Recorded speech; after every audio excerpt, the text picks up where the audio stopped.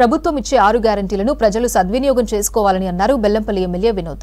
మరికొన్ని గ్యారెంటీలను సీఎం రేవంత్ రెడ్డి త్వరలోనే అమలు చేస్తారన్నారు. ప్రభుత్వ హాస్పిటల్స్ ను మెరుగుపరుస్తానని అన్నారు వినోద్. మంచిర్యాల జిల్లా బెల్లంపల్లిలో కళ్యాణలక్ష్మి, షాదీ ముబారక్ చెక్కులు పంపిణీ చేశారు వినోద్. చెక్కులు పంపిణీ కోసం ఇయాల అధికారులు ఇచ్చిన తర్వాత వేమన్పల్లికి ఒక 74,88,000 రూపాయలు రేపు పోయి నేను ఆడ డిస్ట్రిబ్యూట్ చేస్తున్నా.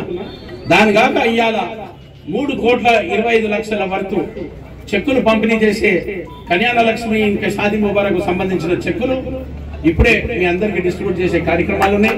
ఈ స్కీమ్ లో ఇంకా ఎంతమంది ఎవరో ఎలిజిబుల్ ఉంటారో ఫ్యూచర్ లో కూడా ఒక 3 నెలల తర్వాత మళ్ళీ ఇంకొక మీటింగ్ పెడదాం. అప్పుడు మా రేవంత్ రెడ్డి గారు ఉన్న ఇంకో కొత్త స్కీమ్ ఏమైనా ఇంకోటి గ్యారెంటీగా స్టార్ట్ చేసే కార్యక్రమాలు ఉన్నాయి.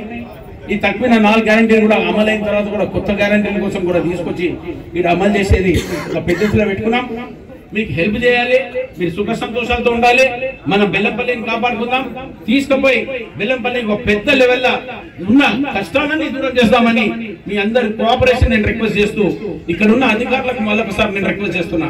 Let us work in cooperation.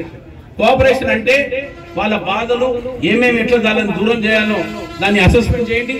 నాకున్న అవగాహనతోనే నేను మీకు ఎంత హెల్ప్ చేయాలో, ఎంత అసిస్టెన్స్ చేయాలో గవర్నమెంట్ ద్వారా కానీ, ముఖ్యమంత్రి అయినా కానీ, టిఎస్ ఫైనాన్స్ కార్పొరేషన్ అయినా కానీ, ఈడ ఫైనాన్స్ డిపార్ట్మెంట్ అయినా కానీ, ఇరిగేషన్ అయినా కానీ, రోడ్స్ అండ్ డెవలప్మెంట్ అయినా కానీ, రైతు సోదరులకు ఏ లెవెల్లో వాళ్ళకి పైకి తీసుకుపోవాలన్నా, ఇక్కడ ఉన్న స్కూల్స్ కు సంబంధించిన టీచర్లక, ఇక్కడ ఉన్న అంగన్వాడీ టీచర్లక, ఇక్కడ ఉన్న ఏ ఎంప్లాయ్మెంట్ సరిగ్గా వస్తలేదా, జీతాలు సరిగ్గా వస్తలేవా, అవన్నీ మీరు సమస్యలు ఇవ్వండి.